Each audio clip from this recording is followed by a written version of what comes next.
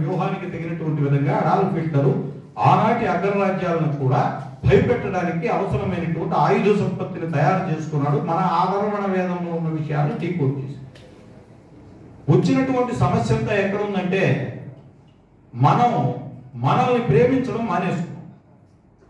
వారు చెప్పినటువంటిది కూడా అదే. లంకా నగరాన్ని జయించారు. లంకా నగరాన్ని జయించినటువంటి శ్రీరామచంద్రుని యొక్క తమ్ముడైనటువంటి లక్ష్మణ, అక్కడ ఉన్నటువంటి లక్ష్మణరాజు వైభవపేతమైనటువంటి జీవితాన్ని, సుఖమయమైనటువంటి జీవితాన్ని చూచి ఆయన ఏమన్నా అంటే, అన్న ఇంక మనం వెళ్లాల్సినటువంటి అవసరం లేదు, అక్కడికి అయోధ్యకు కాకుండా లంకలో లేదు, మనం ఉండిపోదాం అన్నాడు.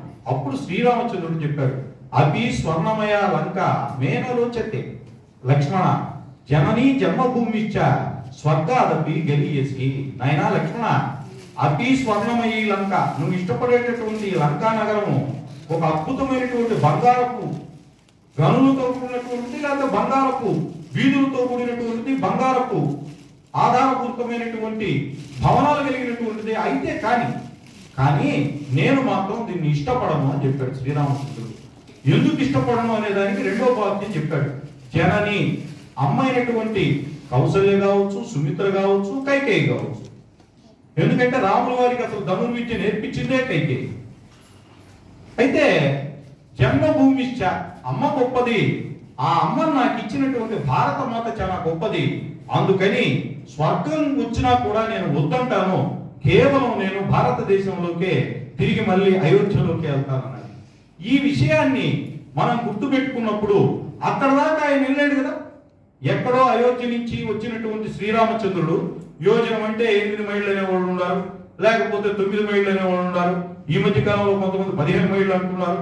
ఏదైనప్పటికీ 100 యోజనాలు విస్తీర్ణమైనటువంటి సముద్రానికి ఒక బ్రహ్మాండమైనటువంటి మానవ నిర్మితమైనటువంటి బ్రిడ్జిని వేసి 5 రోజుల్లో బ్రిడ్జిని నిర్మించి అవతలకు వెళ్ళాడని చెప్పి వాల్మీకి వివరణాత్మకంగా రాస్తే, అయ్యా ఒకటో రోజు 14 యోజనాలు నిర్మించారు, రెండవ రోజు 21, మూడవ రోజు 22, నాలుగవ రోజు 25, 5వ రోజు 26 నిర్మించారు అని చెప్తున్న అక్షరాలతో రాసిన మనం నమ్మడం.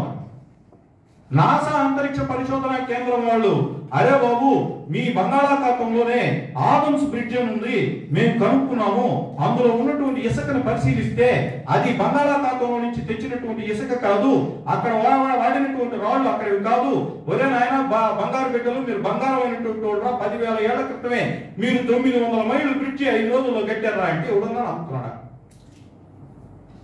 ఎవ్వరు నమ్మడం. అదేమో పెద్ద క్యాబిడీగా అనుకుంటున్నారు. వేమన పద్యంలో ఒక మాట చెప్పాడు ఆయన, గరిటిడైన చాలు గంగి గోవు పాలు అని. అంటే ఆయన అమాయకుడు వేమన. గంగి గోవు పాలు మనకు తెలియదా? ఎందుకు చెప్పాడు? పాలు తాగండి రా అని చెప్పాడు. ఏం పాలు తాగమన్నాడు ఆయన? బరి పాలు తాగమని చెప్పలా. ఏం చెప్పాడు ఆయన? ఆవు పాలు తాగండి అన్నాడు. ఎందుకు చెప్పాడు ఆవు పాలు? మొన్న 26వ తారీఖు మనం అందరం పండగ చేసుకున్నాం. కృష్ణాష్టమి అనగానే గబగబా చిన్న చిన్న పాదాలు వేసేసి అంతా అయిపోయింది. అయిపోయి అది కాదు. కృష్ణుడు ఏం చెప్పాడు? మొట్టమొదటి సామాజిక శాస్త్రవేత్త, సమాజం ఎలా ఉండాలో చెప్పిన వ్యక్తి, సమాజంలో శాస్త్రం యొక్క గొప్పతనాన్ని చెప్పిన వ్యక్తి. కృష్ణుడు పట్టం ఎక్కడ చూసినా మీకు వెనకో ముందో వెనకో లోపల బయటో ఆవే ఉంటుంది, ఇంకేం ఉండదు. ఎందుకు ఉండదు? ఏం ఆవు అంత ఆయన ఇష్టమే ఉంది.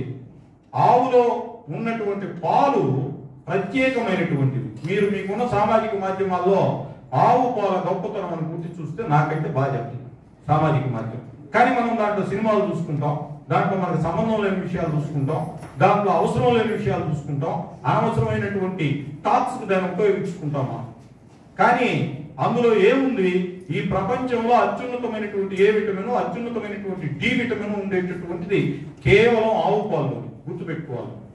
ఏ జంతువుల్లో లేనటువంటి సూర్య అనే పేరు కలిగినటువంటి నాడి కలిగినటువంటి ఆవు. అందుకని అందులో నుంచి వచ్చేటటువంటి పాలలో డి విటమిన్ ఉంటుంది.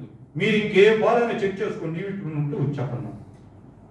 అంటే చిన్న వయసులోనే ఆవు పాలు తాగినటువంటి వాళ్ళకి కండరాలకు సంబంధించిన వ్యాధులు కానీ, నరాలకు సంబంధించిన వ్యాధులు కానీ, కంటికి సంబంధించినటువంటి జబ్బులు కానీ రానే రావు. వచ్చేదానికి అవకాశమే లేదు. అలా వచ్చే పని అయితే 125 ఏళ్లకి పైచులకు భగవంతుడుగా చెప్పబడేటటువంటి శ్రీకృష్ణుడు బతికేవాడు. అంటే ఆయనకు అంత తెలియదా? ఆవునే వేసుకొని తిరగాలంత బరిగుడ్లు లేవా? లేదా దొనపోతులు లేవా? ఆవు అనేటటువంటిది ఒక పవిత్రమైనటువంటి జంతువు. దానికి అంత పవిత్రత ఎందుకు వచ్చిందనేది మనం పరిశీలించాం. వచ్చిన సమస్య అంతా ఏంటంటే ఆవుని ఎందుకు పవిత్రంగా భావించాలి, ఆవుని ఎందుకు ఇష్టపడాలి, లేదు మన పూర్వీకులైన వాళ్ళు ఆవుని ఎందుకు ఇష్టపడ్డారు, ఇటువంటి విషయాన్ని గురించి మనం ఆలోచించినప్పుడు పరిశోధన ఎలా పుడుతుంది? ఆలోచన నుంచి వచ్చేదే కదా.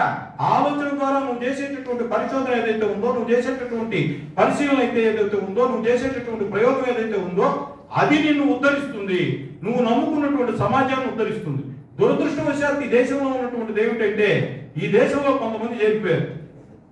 వాళ్ళకు ఉదయం మధ్యాహ్నం సాయంత్రం ఈ దేశంలో ఉన్నటువంటి విషయాల్ని అర్థం చేసుకునే దమ్ము, అర్థం చేసుకునే ధైర్యం, అర్థం చేసుకునే తెలివి, అర్థం చేసుకునే బుద్ధి, అర్థం చేసుకునే హృదయం లేదు. దానివల్ల ఏంటంటే వాళ్ళు ఏదేదో మాట్లాడుతుంటారు. ఇప్పుడు అక్కడ బ్రిడ్జ్ ఉన్నది వాస్తవమే కదా, నేను చెప్పినటువంటిది అబద్ధమేం కాదు కదా. అక్కడ బ్రిడ్జ్ ఉంది, మరి ఆ బ్రిడ్జ్ లో ఎందుకు అలా ఉంది దాని గురించి పరిశోధన చేయమంటే ఒక ప్రభుత్వం ఏం చేసిందంటే అసలు ఆ బ్రిడ్జ్ అడ్డము దాని వల్ల కొట్టేయాలి. ఆ తర్వాత సునామీ వచ్చింది. సునామీ వచ్చిన తర్వాత చాలా వరకు రక్షించడానికి కారణం బంగాళాఖాతం యొక్క తీర ప్రాంతంలో ఉన్నటువంటి అనేక గ్రామాలు ముప్పుకి గురి కాకుండా తమిళనాడులో ఉండడానికి కారణం ఆదమ్స్ బ్రిడ్జ్ అని తెలిసింది. కానీ అది పేపర్లో ఎందుకు వేస్తారు, అసలు వేస్తారో ఏదో కూడా తెలియదు, వేస్తారో ఏదో కూడా మనకు తెలియదు. అయ్యా సాంబా అనే పేరు ఎందుకు పెట్టుకున్నారు అని పిల్లలు నేను అడగండి భారతదేశంలో.